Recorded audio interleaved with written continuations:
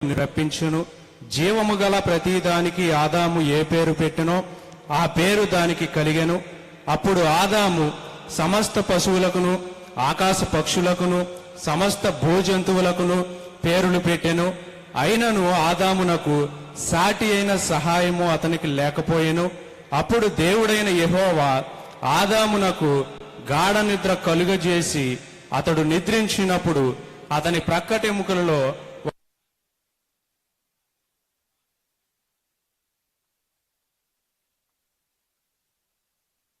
నుండి తీసిన ప్రక్కటెముకను స్త్రీ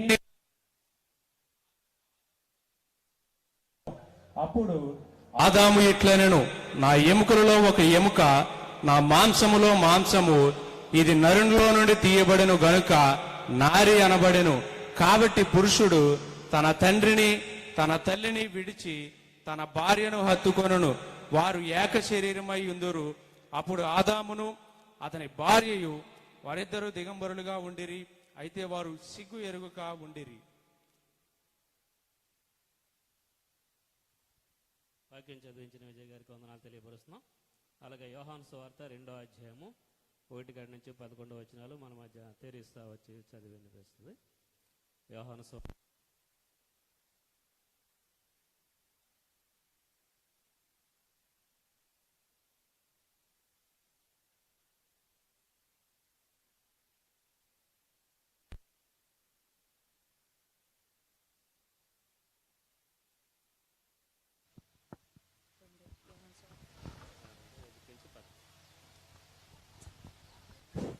ప్రైజ్ ది లార్డ్.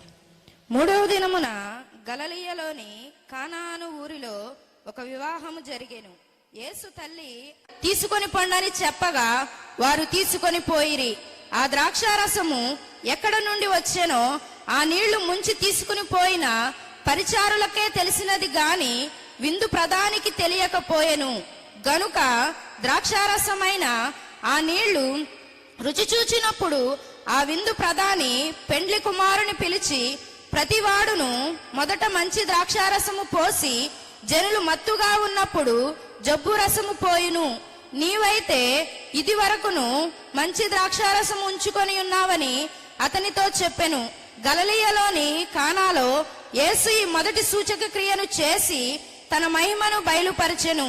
అందువలన ఆయన శిష్యులు ఆయన యందు విశ్వాసముంచిరి. ఆమేన్. మంచిదండి. 3వ వాక్య భాగము బంటుమిల్ నుంచి వచ్చినటువంటి సందీప్ గారు వచ్చి చదివి వినిపిస్తారండి. ఎఫ్ఎస్సి పత్రిక 5వ అధ్యాయము 22 నుంచి 33 వచనాల వరకు బ్రదర్ సందీప్ గారు చదివి వినిపిస్తారు. బైబిల్ ఉన్న వారు తీర్చి చూడవలసిందిగా మనం చేయొచ్చు.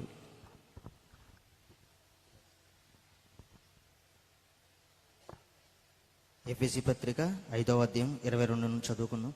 స్త్రీలారా ప్రభువునకు వలె మీ సొంత పురుషులకు లోబడి ఉండుడి. క్రీస్తు సంఘమునకు శిరస్సై ఉన్నలాగున పురుషులు భార్యకు శిరస్సై ఉన్నాడు. క్రీస్తే శరీరమునకు రక్షకుడై ఉన్నాడు. సంఘమునకు క్రీస్తుకు లోబడినట్లుగా భార్యలు కూడా ప్రతి విషయంలోనూ తమ పురుషులకు లోబడవలెను. పురుషులారా మీరును మీ భార్యలను ప్రేమించుడి. అటువలే క్రీస్తు కూడా సంఘమునకు ప్రేమించి అది కళంకమైనను ముడత అయినను అట్టిది మరి ఏది అయినను లేక పరిశుద్ధమైనది గాను నిర్దోషమైనది గాను మహిమగల సంఘము గాను ఆయన తన ఎదుట దానిని నిలవబెట్టుకొనవలనని వాక్యముతో ఉదక స్నానము చేసిన చేత దానిని పవిత్రపరిచి పరిశుద్ధపరచుటకై దాని కొరకు తన్ను తాను అప్పగించుకొనవలను. అటువలననే పురుషులు కూడా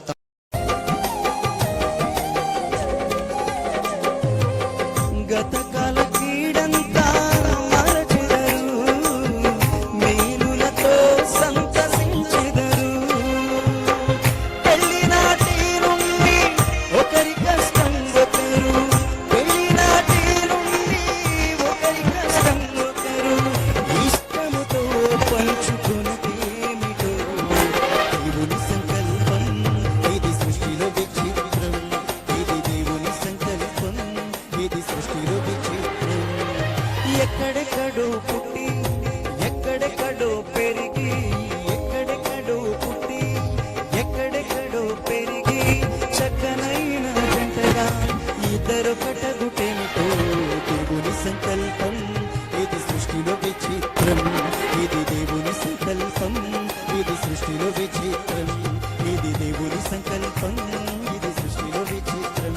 ఇది దేవుని సంకల్పం, ఇది సృష్టిలో విచిత్రం. దేవునికి స్తోత్రం చెబుతాండి. ప్రతి వారు కూడా మీరు ఏ హస్తాల పైకి ఎత్తి దేవునికి స్తోత్రం చెప్పండి. అందరూ సంతోషంగా ఉన్నారా? ఎందుకంటే ఇది సంతోషకరమైనటువంటి సమయం.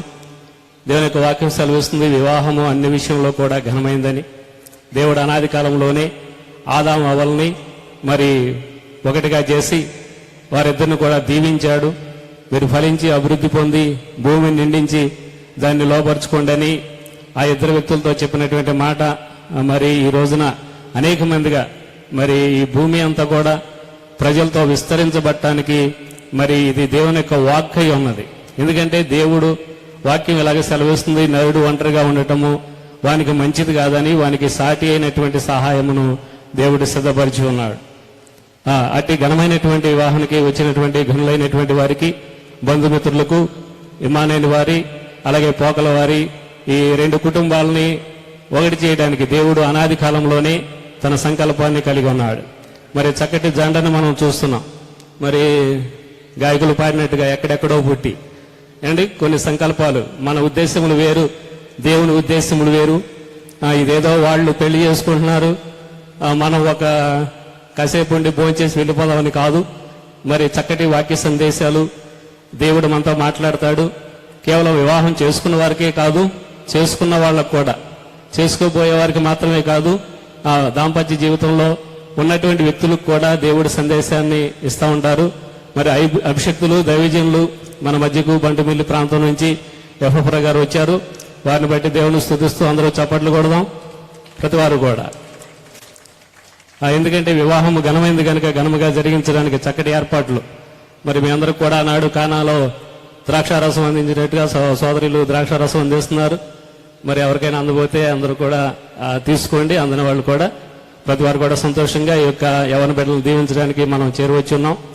మరి పరశురాం ఆ బిడ్డ రక్షణ పొందుకున్నారు.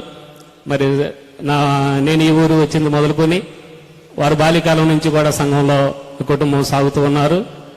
లక్ష్మణస్వామి గారు, రామాదేవి గారి యొక్క కుమారుడు. మరి చెప్పాలంటే కుమారుడు గురించి చెప్పాలంటే చాలా సింపుల్ లైఫ్. ఏమంటే సింపుల్గానే ఉంటాడు అన్ని విషయాల్లో కూడా.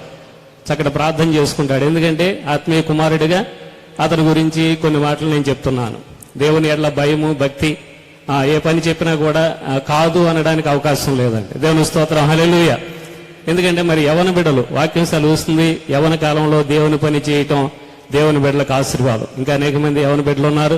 అలాగే కుమార్తె కూడా అంత మాకు పరిచయం లేనప్పుడు కూడా సుమిత్ర కూడా వారి యొక్క బంధువులు మరి ఈ రీతిగా వీరిద్దరిని కూడా జత చేయడానికి గత వారంలో మరి ఎంగేజ్మెంట్ కార్యక్రమం కూడా జరిగి ఉన్నది.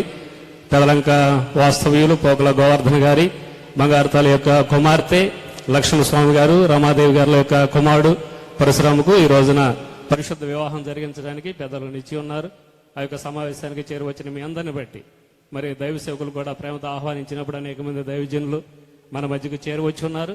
కనుక తడవ చేయకుండా ఈ కార్యక్రమం అంతటిని కూడా నడిపించుకుందాం. చక్కటి వాక్య సందేశాన్ని ఇవ్వడానికి దైవజనులు మన మధ్య ఎఫ్ఎఫ్రా గారు ఉన్నారు. వారికి సందేశాన్ని అందిస్తూ ఈ యొక్క సమయాన్ని ఇస్తున్నాం. అందరూ కూడా శ్రద్ధగా దేవుని యొక్క వాక్యం వినవలసిందిగా మనం చేస్తున్నాం. దేవుని పరిశుద్ధ నామానికి మహిమ కలుగును గాక. ఇక్కడ ప్రభువుని ఎరిగిన బిడ్డలు ఉన్నట్లయితే ఆమేన్ చెప్పాలి. రెండు హస్తాలు పైకెత్తి ప్రభువుకు స్తోత్రం చెల్లిద్దాం. కృప కలిగిన పరిశుద్ధ దేవుడు, ఈ శ్రేష్టమైన ప్రత్యేకమైనటువంటి దినం మరి ప్రాముఖ్యంగా రెండు కుటుంబాల వారు, ఒకటి ఇమ్మానేని వారు, రెండు పోకల వారి కుటుంబాలలో దేవుడు ఈ సంవత్సరం ఒక ఉన్నతమైనటువంటి కార్యాన్ని ఏర్పాటు చేసినటువంటి విధానాన్ని బట్టి ఈ సంతోషకరమైనటువంటి ఈ వివాహ వేడుకలో ఆ ఇరు కుటుంబాలు కూడా ఇదివరకే బంధువులు కాగా మరింత శ్రేష్టమైనటువంటి బంధం ప్రభు వారికి ఇచ్చినటువంటి బిడ్డలను మరి కుటుంబ వ్యవస్థలో స్థిరపరచడానికి పెద్దలు, ఇరు వర్గాల పెద్దలు కూడా నిశ్చయం మరి కుడి ప్రక్కన అభిషిక్తులైన దేవుని సేవకులు, ఈ ప్రాంతంలో బలముగా వాడబడుతున్న సేవకులందరూ కూడా ఈ వేడుకలో పాలు పొందటం ఎంతో ఆశీర్వాదకరం. వారందరికీ కూడా నిండు వందన వచనాన్ని తెలియచేస్తూ ఉన్నారు. పిల్లలు ఇప్పటి వరకు శ్రేష్టమైనటువంటి గీతములు ఆలపించిన సోదరులు, మనము ప్రక్రియలోనికి క్రమంలోనికి ముందుకెళ్దాం. చాలా అద్భుతంగా ఉందట. మొదటి దినాల్లో చాలా బాగుంటుంది ప్రేమ. మొదటి దినాలు తెగ చేసేసుకుంటారు ఫోన్లు ఒకళ్ళు. రెండో నెల వచ్చేసరికి ఇక ఆయన గారు ఫోన్ ఎత్తడు. ఎక్కడున్నావు అని అంటే, ఆ ఎక్కడ ఉన్నావు ఏంటి చెప్పు అంటాడు. అంటే రెండో నెల వచ్చేసరికి ఏమైపోయింది, ప్రేమ సన్నగిలిపోయింది. స్తోత్రం చెప్పండి ఒకసారి. ఇలాగే వెనకటిగా ఒక జంటకు పెళ్ళయిందట, వివాహమైందట. తన భార్య దగ్గరికి వెళ్ళి అడిగాడు, అమ్మాయి నీకు ఏమంటే ఇష్టం అని అడిగాడు. నాకు మైసూరు పాక్ అంటే చాలా ఇష్టం అని చెప్పిందట. ఏమంటే ఇష్టం చెప్పండి, మైసూరు పాక్ అంటే. ఇక ఆ మాట అంటాం ఆలస్యం. ఇక అబ్బాయి అడ్రస్ లేడు. ఒక రోజు అయిపోయింది, 2 రోజులు అయిపోయింది, 3 రోజులు అయిపోయింది. ఈలోపు తల్లి వచ్చి, అత్తగారు వచ్చి కోడలను అడుగుతుంది, ఏమ్మాయి మా ఊడిని ఏమన్నావు, పిల్లోడిని చూసి 3 రోజులైంది, అసలు అడ్రస్ లేడు అందట. నేనేమన్నానండి, మీ అబ్బాయి నన్ను అడిగాడండి, నీకేమంటే ఇష్టమని అడిగాడండి. వెంటనే నాకు మైసూరు పాక్ అంటే ఇష్టం అన్నానండి. ఏమంట అన్నానో ఆ మూమెంట్ నుంచి అసలు అడ్రస్సే లేడండి. అంటే మనోడు సాయంత్రం పూట నలిగిపోయిన బట్టలతో, చెరిగిపోయిన తలతో, చేతిలో ఒక పొట్లం పట్టుకొస్తున్నాడు. ఒరే అబ్బాయి ఎక్కడి నుంచి వస్తున్నావరా, ఎక్కడికి వెళ్ళావురా అని అడిగితే, మా ఆవిడకి మైసూరు పాక్ అంటే ఇష్టం అంది, అది తేవడానికి మైసూరు వెళ్ళానన్నారట. చెప్పండి, ఎక్కడికి వెళ్ళాడట, మైసూరు. 3-4 నెలలు అయిన తర్వాత అదే సందులో పప్పల బండి వెళ్తుంటే, ఏమండి మైసూరు పాక్ అంటే నాకు ఇష్టం అని తెలుసు కదా, మైసూరు పాకం కొనిపెట్టరా అని అంటే, నీ మసిమోకానికి మైసూరు పాక్ కావాలా అన్నాడట. అంటే 4 నెలల్లో ఈ ప్రేమ ఏమైపోయిందండి, పలసబడిపోయింది. కానీ పరిశుద్ధ వివాహములో జతపరచబడుతున్నారు గనక వారిరువురి మధ్య ప్రేమ కలకాలం ఉండాలని వాక్యాన్ని బట్టి ప్రేమతో మనవి చేస్తున్నాను. ఆదికాండము 24వ అధ్యాయం 67వ వచనములో ఆ ఇస్సాకును గురించి వ్రాయబడిన మాట ఏమిటి తెలుసా, ఇస్సాకట వృద్ధాప్యమందు తన భార్య అయిన శారా సుమిత్రను తనకు భార్యగా చేసుకోవడానికి పరశురాము సిద్ధంగా ఉన్నారు. సేవకులు ప్రార్థించారు. రైట్.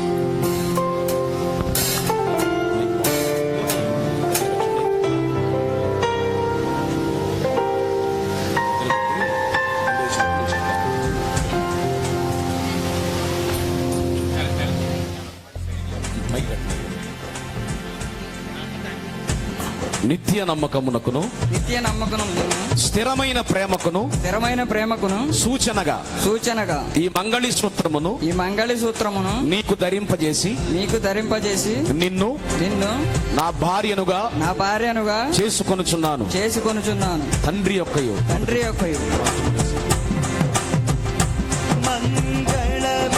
కుమారుని యొక్కయు